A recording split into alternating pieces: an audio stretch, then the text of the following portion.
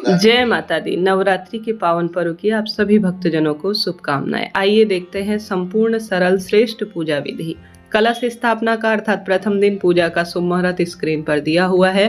जहां पर भी आप पूजा करें वहां पर साफ स्वच्छ कर सुंदर माता की मूर्ति प्रतिमा विराजित कर नवग्रह इत्यादि को विराजमान कर लीजिए। साथ के साथ आप सभी अगर यहाँ पर कलश स्थापित करते हैं तो इस तरह चावल की ढेरी बना लीजिए, उसमें 8 लाइन खींचकर अष्टदल कमल माता रानी के दाहिनी तरफ विराजित कर लीजिए।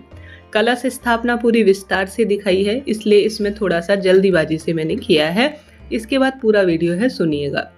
एक कलश ले लीजिए जिसमें गंगा जल मिश्रित जल भर लीजिए और साथ ही स्वास्तिक बना लिए। मुख पर मौली बांधने के बाद दुर्वा, पुष्प, हल्दी की गांठ, 1 रुपए का सिक्का, कमल गट्टा और अक्षत, यह सभी चीजें इस पे डालकर आप जय माता दी कहते हुए 5 या 7 आम या अशोक के पत्ते 11-21 लेकर उसमें रोली चंदन लगाकर आप जो है इस तरह से कलश विराजित करें। आप नारियल का मुख अपनी तरफ आपको रखकर इस तरह से रखना चाहिए। कई भक्तजन इसे खड़ा रखते हैं जिस तरह से स्क्रीन पर दिखाया है, यह भी बेहद सुंदर है, अच्छा है। आप इस तरह से भी रख सकते हैं जैसे मैं रख रही हूँ। नारियल में मौली और चुन्नी लपेटकर सुंदर सुसज्जित इसे करें। ज्वारे बोने के लिए एक मिट्टी का पात्र ले लीजिए जिसमें आप सभी रोली, अक्षत, चंदन सबसे पहले समर्पित करें। उसके बाद साफ स्वच्छ पेड़ की मिट्टी लाकर इसमें आप सभी सुंदर भाव सच्चे मन से रोली, चंदन, मोली, तिलक इत्यादि लगाएं। वस्त्र रूपी कलावा बांधकर एक प्लेट के ऊपर इसे रख लीजिए। साथ ही रात को ही जौ और गेहूं आप भिगा कर रखें ताकि यह बहुत जल्दी अंकुरित हो जाए। कई भक्तजन इसमें सप्त धान्य भी भिगा कर रखते हैं, उनको भी प्रयोग में लिया जा सकता है। अब कलश स्थापना के लिए आप चाहें तो इसी कुंडे के ऊपर मिट्टी का जो आपने जौ बोए हैं जौ और गेहूं, इसके ऊपर भी आप रख सकते हैं, परंतु आप सभी अगर अलग से रखते हैं तो ज़्यादा श्रेष्ठ रहता है। आपकी इच्छा पर आधारित है, यह आप किस स्वरूप में रखना चाहते हैं। मैंने माता रानी के दाहिनी तरफ कलश स्थापित कर दिया है और जो है दूसरी तरफ जो ज्वारे का पात्र है वह रख लिया है। नवग्रह इत्यादि मैंने विराजित कर लिए हैं। इस तरह से मेरे पास छोटा सा एक विग्रह स्वरूप है, आप भी बाजार में मिल जाता है, इस तरह से रख सकते हैं। नहीं तो किसी भी जो है एक अपने आसपास ही नवग्रहों के नाम की 9 बिंदी 16 आप जो है षोडश मातृका के नाम की लगा सकते हैं। ऐसा न कर पाए तो नवग्रहों के नाम का विग्रह स्वरूप षोडश मातृका का बाजार में मिलता है, वह भी आप रख सकते हैं, इच्छा आपकी है। नहीं तो उनके नाम से आप सुपारी या चावल की ढेरी बनाकर भी उनका पूजन कर सकते हैं, इच्छा आपकी है। साधारण सरल से पूजा भी संपूर्ण और सर्वश्रेष्ठ है। गणेश जी महाराज को विराजित कर लीजिए।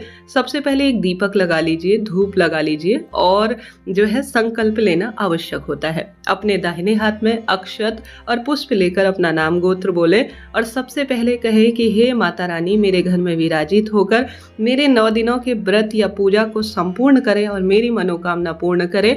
और आप जिस स्वरूप में व्रत करेंगे, जैसे आप निर्जल व्रत करती हैं, फलाहारी करती हैं, तो उस स्वरूप में कहकर संकल्प लेकर किया गया कोई भी काम बहुत श्रेष्ठ परिणाम देता है। अक्षत और चावल माता रानी के चरणों में समर्पित कर दीजिए।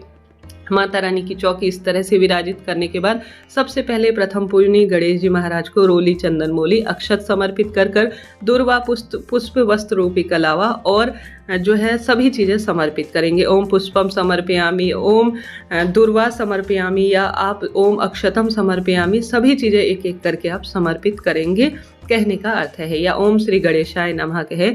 अब माता रानी के जो सिंह है और अस्त्र शस्त्र है उनमें भी रोली, चंदन, मोली लगाएंगे। पहले से ही मैंने चूनर और वस्त्र समर्पित किए हैं ताकि समय थोड़ा बचे, तो आपके लिए वह आप स्क्रीन पर देख पा रहे होंगे।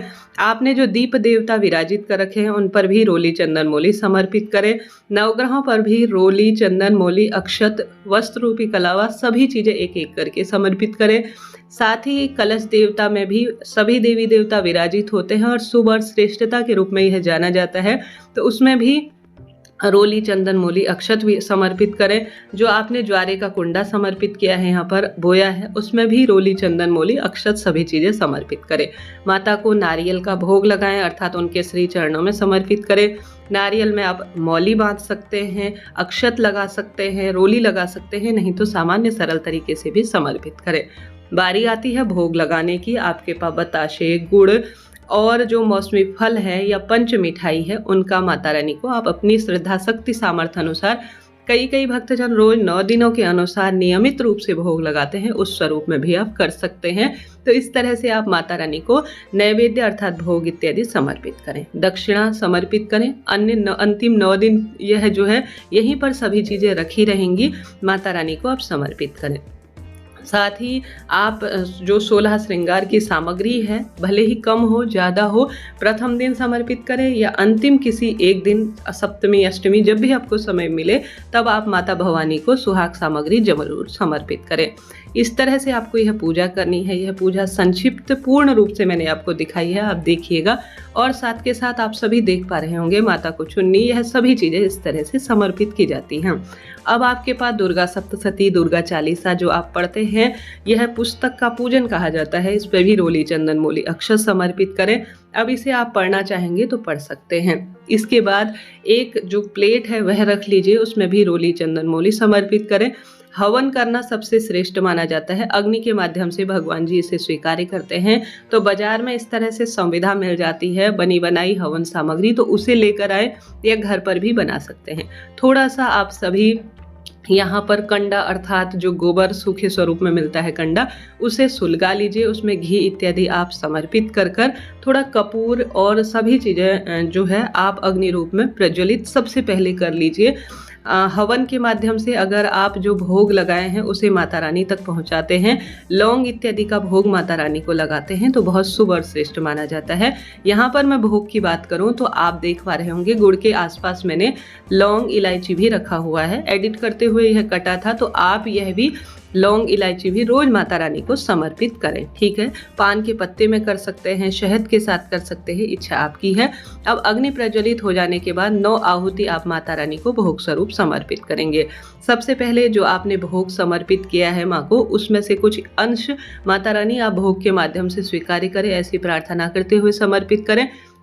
साथ के साथ 9 आहुति देंगे तो लौंग के जोड़े को घी में डुबोकर समर्पित करें माता के मंत्र के साथ, या जो बाजार में संविधा मिलती है, इन सभी की कुल मिलाकर 9 आहुति आप रोज देने का प्रयत्न करें। कई भक्तजन सिर्फ अष्टमी नवमी को हवन करते हैं, उस स्वरूप में भी कर सकते हैं। रोज भी आप इस तरह से माता को समर्पित करें। साथ ही इसमें घी इत्यादि की भी आहुति आप दे सकते हैं। इस तरह से 9 आहुति आपको संपूर्ण रूप से समर्पित करनी होती है माता के समक्ष। अब दुर्गा सप्तशती इत्यादि का पाठ, मंत्र जाप इत्यादि करें। भूल चूक के लिए क्षमा प्रार्थी होकर माता से अपनी प्रार्थना कहें और विधि विधान से आप यह पूजा इस तरह से करें। एक अंत में दूसरा दीपक लगा लेंगे। पहला वाला जो दीपक लगाया है उसे इसी तरह से छोड़ दीजिएगा। अंत में एक दूसरा दीपक कपूर का या दोनों कपूर और एक बाती का लगाकर गणेश जी और माता रानी की विधि विधान के साथ परिवार के साथ आरती कर लेंगे। इस तरह से यह संपूर्ण श्रेष्ठ पूजा विधि है। आशा उम्मीद है वीडियो आपके लिए उपयोगी रहा होगा। इसके साथ ही आप सभी माता को आरती दिखाएं। घर में यही वाला दीपक आप पूरे में घुमाएं। घर के सदस्यों को इसी की आरती दिखाएं। जल का लोटा या अपने हाथ में जल लेकर 3 बार हवन सामग्री और जो दीपक इत्यादि है उसके ऊपर घुमाएं। इसे जल शीतलीकरण कहा जाता है। इस तरह से यह पूजा विधि है। रोज 9 दिनों तक यह कलश स्थापना यहीं पर विराजित रहेंगे और विधि विधान से यहीं पर इस तरह से पूजा की जाएगी। आशा है, उम्मीद है मैंने यह विस्तृत रूप से आपको बताया है। इससे पहले कलश स्थापना का संपूर्ण नियम पिछली वीडियो में बता दिया गया है। अखंड ज्योत लगाने का नियम कैसे होता है वह मैंने बता दिया है।